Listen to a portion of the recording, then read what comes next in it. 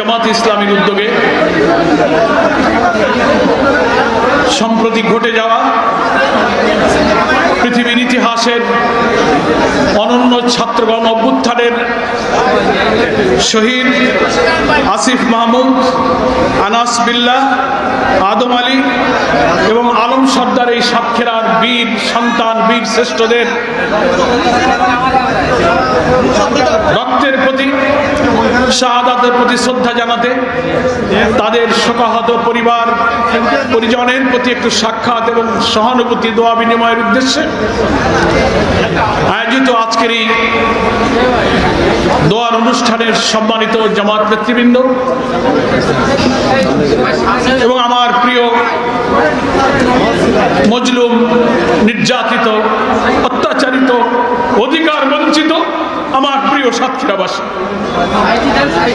আজকে এটা কোনো জনসভা নয়, কোনো প্রতিবাদ সভা নয়।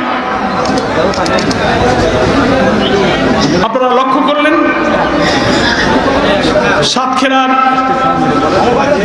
4 গর্বিত শহীদের অভিভাবকরা আপনাদের সামনে দাঁড়িয়েছিলেন। একজনের স্ত্রী এসেছে, 3 জনের পিতা এসেছে। তাদের কাছে স্বামী হারানো, সন্তান হারাবার যে অনুভূতি, তাদের অস্ত্রসিক্ত চেহারার যে আকুতি আমরা দেখলাম এবং বুঝলাম, আপনারাও দেখলেন, সেটা খুবই মর্মস্পর্শী। আমরা সে কারণে আজকের এই আবেগ ঘন, এই ভারাক্রান্ত পরিবেশে এই দোয়ার অনুষ্ঠানে যারা এসেছেন, আমি বাংলাদেশ জামাত ইসলামীর পক্ষ থেকে তাদেরকে আন্তরিক কৃতজ্ঞতা এবং স্বাগত জানাচ্ছি। আমার প্রিয় সাতক্ষীরাবাসী, যাদের রক্তের উপর দিয়ে 18 কোটি মানুষের নতুন মুক্তির স্বাদ তারা খুঁজে পেল, মুক্ত বাতাসে স্বস্তির নিঃশ্বাস যারা ফেলতে পারল, সেই গর্বিত মানুষের পিতা এবং স্ত্রী 4 জন এখানে এসেছিলেন। তারা শোকাহত। সাংবাদিকদের একটু দায়িত্ব পালনে আপনারা একটু ধৈর্য ধরেন। ওনারা দেখতে চাচ্ছেন, আপনার কাজটা সেরে যদি নিচে যান তাহলে ওনারা একটু খুশি হয়। ওনারা অনেকদিন পর আজকের এই রাজ্জাক পার্কে ঐতিহাসিক এই দোয়ার অনুষ্ঠানে মিলিত হয়ে সকলে একটু নেতৃবৃন্দের দিকে দেখতে চাচ্ছেন। আপনারা নিচে থেকে একটু কাজ করেন। আমরা একটু ধৈর্যের সাথে, খুবই অল্প সময় আমি আমার কথা শেষ করে আমরা ইনশাল্লাহ বিদায় নেব। প্রিয় ভাইয়েরা, আমি বলছিলাম আজকের এই আবেগ ঘন, বেদনাহত, শোকাভিভূত এই পরিবেশে অভিভাবক এবং পরিবারের সদস্যদেরকে বলেছি যে আপনি সন্তান হারিয়েছেন, স্বামী হারিয়েছেন, আপনি মন খারাপ করবেন না। আপনি একজন গর্বিত মানুষ। এই দুনিয়াতে আপনি সম্মানিত হবেন, মর্যাদাবান হবেন। আপনি সেই শহীদের গর্বিত পিতা, শহীদের গর্বিত স্ত্রী হিসেবে শুধু সাতক্ষীরায় নয়, বাংলাদেশের মুক্তি পাগল কোটি কোটি মানুষের কাছে আপনি মর্যাদার আসনে সম্মানিত হয়ে থাকবেন। এটা আপনার দুনিয়ার পাওনা। আমি বলেছি, প্রত্যেক মানুষের মৃত্যু আল্লাহর পক্ষ থেকে নির্ধারিত সময় স্থির করা আছে। কি বলেন, ঠিক কিনা? আল্লাহ রাব্বুল আলামিন কোরআন মাজিদে বলেছেন, আউযু বিল্লাহি মিনাশ শাইতানির রাজীম, বিসমিল্লাহির রহমানির রহিম, ওমা কানা লিনাফসিন আন তামুতা ইল্লা বিইজনিল্লাহি কিতাবাম মুআজ্জালা।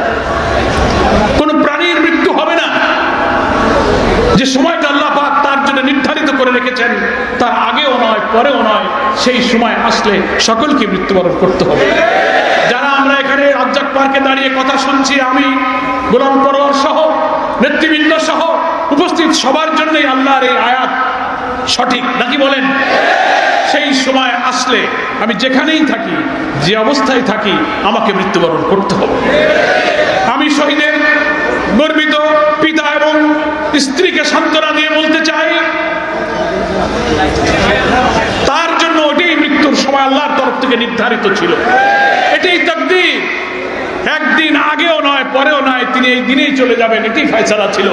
কিন্তু আপনার সৌভাগ্য, সবাই তো মরে যায়, কিন্তু এমন ভাবে তারা চলে গেল, আল্লাহ তাআলা দুনিয়া আখিরাতে তাদেরকে মর্যাদার সাথে নিয়ে গিয়েছেন।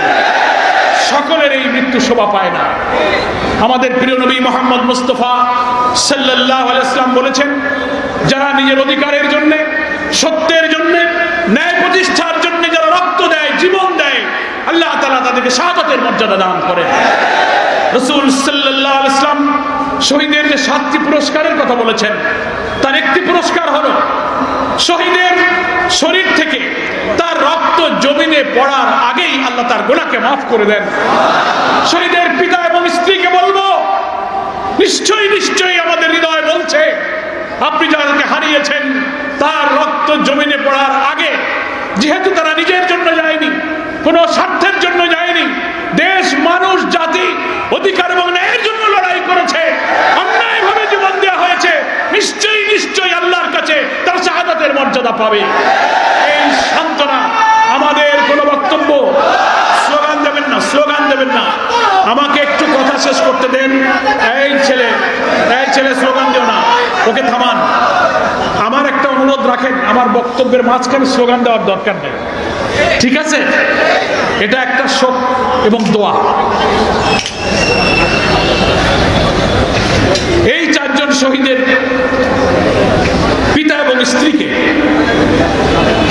আমাদের মনের কোনো কথা, কোনো বক্তব্য তাদের হৃদয়কে প্রশান্ত করবে না। ওনার নিজের হৃদয়, নিজের মনকে নিজেকেই বুঝ দিয়ে মাইন্ডসেট করতে হবে যে না, আমি যাকে হারিয়েছি এই গুলিতে, এই নির্যাতনে না মরলে এই দিনেই তার মৃত্যু ছিল, সে মরেই যেত। কিন্তু এমন ভাবে আল্লাহ তাআলা দুনিয়ায় তাকে পাঠিয়েছিলেন, যার বান্দা তিনি তাকে তুলে নিয়ে গেছেন, মর্যাদার সাথে নিয়ে গেছেন। আপনি সম্মানিত, আপনি গর্বিত, এটাই আপনার মনকে প্রশান্ত দেবে, এটাই আপনার মনের প্রশান্তি। ফলে আখিরাতে তিনি সম্মানিত হলেন, দুনিয়াও তিনি সম্মানিত হলেন। কিভাবে? 15 বছরের স্বৈর শাসন, অত্যাচার, জুলুম, নির্যাতন, হত্যা, খুন, গুম, মিথ্যা মামলা, মানুষের লেখাপড়া, ব্যবসা বাণিজ্য, জীবন সব যারা তছনছ করেছে, আমরা রাজনৈতিক দল 15টা বছর এই অত্যাচারী শাসকের বিরুদ্ধে সংগ্রাম করেছি, আমরা তাদেরকে পতন ঘটাতে পারিনি। আমরা বলতাম এই স্বৈর শাসকের কিভাবে বিদায় হবে, আমরা কি একটু দেখে যেতে পারবো না? কিন্তু আমি চাই শহীদ অভিভাবকদেরকে বলবো, আপনারা এই জন্য গর্বিত, আমরা যা 15 বছরে পারিনি, এই ছাত্রগণ অভ্যুত্থানে 1 মাসের মধ্যে সেই স্বৈর শাসকের পতন হয়েছে। আজকে আপনার সন্তান, আপনার স্বামীর রক্তের উপরে দাঁড়িয়ে আজকে মুক্ত বাংলাদেশ, স্বাধীন বাংলাদেশ, নতুন বাংলাদেশ। আজকে মানুষের দুঃখ কষ্ট ভুলে গিয়ে মুক্ত বাতাসে স্বস্তির যে নিঃশ্বাস ফেলছে, এখানে আপনার সন্তানের রক্ত, স্বামীর রক্তের উপরে দাঁড়িয়ে বাংলাদেশ আজকে আনন্দিত, গর্বিত। ফলে বাংলাদেশ আপনাদের পাশে আছে, জামাত ইসলামী আপনাদের পাশে থাকবে। এই সাতক্ষীরার যেখানে আপনার বাড়িঘর, আপনার পাশেই জামাত ইসলামী আছে। আমরা সামান্য কিছু আর্থিক সহযোগিতা করেছি, তার অর্থ এই নয় যে এই আর্থিক সাহায্যে আপনার জীবনকে বদলে দেবে, এটা কিছুই না। আমরা শুধু একটু দোয়ার উদ্দেশ্যে এসেছি, আপনাকে দেখে একটু সহানুভূতি। আমাদের প্রিয় আমিরে জামাত ডাক্তার শফিকুর রহমানের তরফ থেকে দোয়া এবং সালাম নিয়ে এসেছি। আমরা এখন আপাতত প্রাথমিকভাবে 1 লক্ষ টাকা ওনাদের হাতে দিয়েছি, এটাই শেষ নয়। আপনার পাশে জামাত ইসলামী আছে এবং থাকবে ইনশাআল্লাহ। আপনার সন্তান, স্বামী বেঁচে থাকলে আপনার সংসার যেভাবে চলতো বলে আপনি এখন বেদনা অনুভব করবেন, আমরা আমাদের রব প্রতিপালকের কাছে দোয়া করি, তারা শুধু চলে গেছে, ওই শূন্যতা আমরা পূরণ করতে পারবো না, কিন্তু তাদের অভাব আল্লাহ তাআলা বারাকা দিয়ে, প্রশান্তি দিয়ে আল্লাহ তাআলা আপনাদেরকে পূর্ণ করে দেবেন ইনশাআল্লাহ। ফলে আপনারা সম্মানিত, আপনারা গর্বিত, এটাই আপনাদের সাধনা। ছাত্রগণ অভ্যুত্থানে যারা নেতৃত্ব দিয়েছে, বৈষম্য বিরোধী ছাত্র আন্দোলনের সাতক্ষীরা নেতৃবৃন্দ এখানে এসেছেন, আমি তাদেরকে শুভেচ্ছা জানাই, সংগ্রামী অভিনন্দন জানাই। আজকের এই দোয়ার অনুষ্ঠানে আমি শ্রদ্ধার সাথে স্মরণ করছি বাংলাদেশের ইসলামী আন্দোলনের উর্বর এই জনপদ, এই সাতক্ষীরার গ্রামে গঞ্জে, শহরে, নগরে, খালে, বিলে যে মহান ব্যক্তিত্ব হেঁটে হেঁটে তার জীবনকে ধন্য করে এখানে আন্দোলনের বীজ বপন করে ইসলামী আন্দোলনের দুর্জয় ঘাঁটিতে পরিণত করেছিলেন সেই সাবেক বারবার নির্বাচিত এমপি আমাদের শ্রদ্ধাভাজন নেতা কাজী শামসুর রহমান। তার পায়ের ধুলা, তার ঘাম, তার রক্ত এই মাটির সাথে মিশে আছে। এই মঞ্চে সাতক্ষীরার যে নেতারা বসা আছে তিনি সকলেরই তিনি শিক্ষক ছিলেন। তার অবদান আমি স্মরণ করছি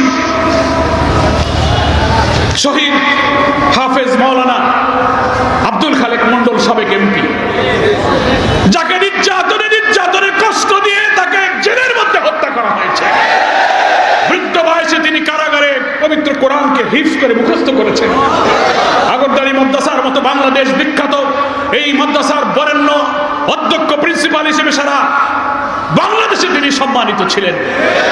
আলহামদুলিল্লাহ, তার রক্ত, তার অবদান, তার ত্যাগ, তার কোরবানির জন্য সাতক্ষীরাবাসী গর্বিত, ধন্য।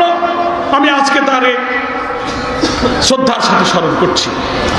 এই 15 বছরের স্বৈর শাসনের বিরুদ্ধে আন্দোলন করতে গিয়ে এই সাতক্ষীরায় প্রায় অর্ধ শতাধিক তরুণ ছাত্র যুবক শাহাদাত বরণ করেছে। এখানে আহত হয়েছে প্রায় 150 মানুষ, যাদের চোখ তুলে নিয়েছে, পঙ্গু হয়েছে, হাত কাটতে হয়েছে, পা কাটতে হয়েছে, গুলিবিদ্ধ হয়েছে। 150 মানুষ তারা পঙ্গু হয়েছে। 256টি বাড়িঘর হামলা করে ছাত্রলীগ, যুবলীগ, আওয়ামী ফ্যাসিস্ট সরকার বুলডোজার দিয়ে বাড়িঘর ভেঙে দিয়েছে। আমি সেই সাতক্ষীরা নির্যাতিত জনপদে দাঁড়িয়ে বলছি, নিশ্চয়ই এখানে দাঁড়িয়ে দাঁড়াবার কথা শুনছেন, তারাও এই নির্যাতনের শিকার হয়েছেন। কি বলেন?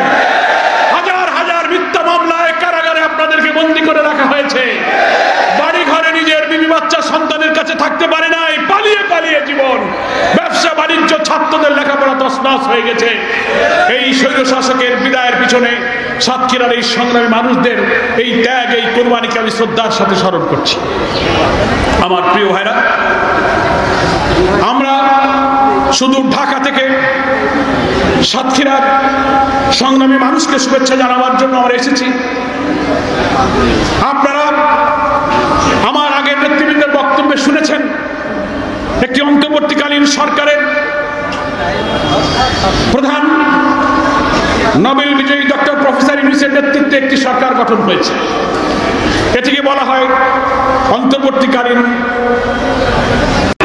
وصغيرنا وكبيرنا وذكرنا وأنثانا اللهم من أحييته منا فأحيه على الإسلام ومن توفيته منا فتوفه على الإيمان يا الله هاي আমাদের রব, হায় রহমান রহিম, তুমি এত হাজার হাজার মানুষের শাহাদাত এবং রক্তকে তুমি কবুল করো, যাদের রক্তের বিনিময়ে তুমি কোন বান্দার প্রতি খুশি হয়ে এই জাতির প্রতি যে করুণার নিয়ামত ঢেলে দিয়েছো আসমান থেকে। সাতক্ষীরার শহীদের রক্তের জনপদে দাঁড়িয়ে তোমার এই করুণার জন্য তোমার কাছে শুকর গুজার করছি। আলহামদুলিল্লাহ রাব্বিল আলামিন। আল্লাহ, এই আন্দোলনে সারা দেশে যে হাজার হাজার লোক এই কয় বছরে জীবন দিল, তাদের শাহাদাতকে তুমি কবুল করো। শোকাহত পরিবারের মা, স্বামী, স্ত্রী, পিতা, সন্তান, ভাই, যাদের বুকটা খালি হয়ে গেছে, যাদেরকে আর দেখতে পাবে না, আমরা সে শূন্যতা পূরণ করতে পারবো না, তুমি তাদের ওলি হয়ে আল্লাহ তাদের হৃদয়কে তুমি প্রশান্ত করে দাও। দুনিয়ায় যাদেরকে তারা হারিয়েছে, তারা থাকলে যা পেত তার চেয়ে আল্লাহ বেশি দিয়ে তাদের দিলকে তুমি প্রশান্ত করে দাও। আল্লাহ, দুনিয়ায় তাদেরকে ইজ্জত দাও, আখিরাতে তাদেরকে শাহাদাতের মর্যাদা দান করো। হাজার হাজার মানুষ অসুস্থ হাসপাতালে, যারা কাতরাচ্ছে, কাঁদছে, কষ্ট সহ্য করতে পারছে না হাসপাতালের বেডে, তুমি তাদেরকে সুস্থ করে দাও, শিফায়ে আজেলা কামেলা দান করো। তাদের পরিবার পরিজনকে তুমি সবরুল জামিল দান করো। বাংলাদেশের এই অন্তর্বর্তীকালীন সরকারকে নতুন চক্রান্ত, নতুন ষড়যন্ত্র, নতুন অরাজকতার চ্যালেঞ্জ মোকাবেলায় তুমি সক্ষমতা দান করো। বাংলাদেশের সকল মানুষ যেন অরাজকতার বিরুদ্ধে এই সরকারকে সহযোগিতার জন্য পাশে এসে দাঁড়াতে পারে। দেশের মানুষকে আল্লাহ তুমি সেই হৃদয়, সেই মন দান করো। ইয়া আল্লাহ, অনেক শহীদের রক্তে রঞ্জিত এই সাতক্ষীরাকে তুমি কবুল করো। বাংলাদেশের মধ্যে সাতক্ষীরা ইসলামী আন্দোলনের একটি উর্বর দুর্জয় ঘাঁটি। এখান থেকে ইসলামের বিজয় পতাকা তুমি উড়িয়ে দাও। যারা শহীদ হয়ে গেল, চলে গেল, এই বিজয় যারা দেখে যেতে পারলো না, আল্লাহ তুমি এর জাযা এই জাতিকে দান করো, এর বিনিময়ে তুমি তাদেরকে ক্ষমা করো। সাতক্ষীরার দূর দূরান্ত থেকে যারা এই দোয়া বিনিময়ে শরীক হয়েছে। আল্লাহ তুমি তাদের নেক মাকসাদকে পূর্ণ করো। আমাদের মধ্যে আমরা যারা অসুস্থ, রোগাক্রান্ত, অর্থনৈতিক কষ্ট, ঋণের কষ্ট, মানসিক পারিবারিক পেরেশানিগুলো আল্লাহ তুমি দূর করে দাও। ইয়া আল্লাহ, আমাদের স্ত্রী, সন্তান, পরিবার পরিজন সকলকে তুমি দ্বীন, ঈমান এবং সালামাতের উপরে রাখো। রব্বানা তাকাব্বাল মিন্না ইন্নাকা আনতাস সামিউল আলিম ওয়া তুব আলাইনা ইন্নাকা আনতাত তাওয়াবুর রহিম। আয় গফুরুর রহিম, এই ছোট্ট একটি ভূখণ্ডে ভয়াবহ বন্যার হাতছানি দিয়ে বিভিন্ন জেলায় জেলায় বন্যার পানিতে মানুষ ভেসে যাচ্ছে, উদ্ধার করা যাচ্ছে না। হে আল্লাহ, প্রতিবেশী একটি দেশ 70টা করে পানির বাঁধ ছেড়ে দিয়ে প্লাবনে আমাদেরকে ভাসিয়ে ডুবিয়ে মারতে চায়। আল্লাহ, এই দেশকে এই শত্রুতা থেকে তুমি বিরত রাখো। আল্লাহ, এই পরিস্থিতি মোকাবেলায় এদেশের জনগণ যে সাহায্য করছে, ত্যাগ করছে, পাশে দাঁড়াচ্ছে, জামাত ইসলামী সহ সকলকে আল্লাহ তুমি তৌফিক দাও, তাদেরকে সবর দান করো। সুবহান রাব্বিকা রাব্বিল ইজ্জাতি আম্মা ইয়াসিফুন ওয়া সালামুন আলাল মুরসালিন ওয়ালহামদুলিল্লাহি রাব্বিল আলামিন ওয়া জাআল আখির কালামিনা ইনদাল মাউত লা ইলাহা ইল্লাল্লাহ।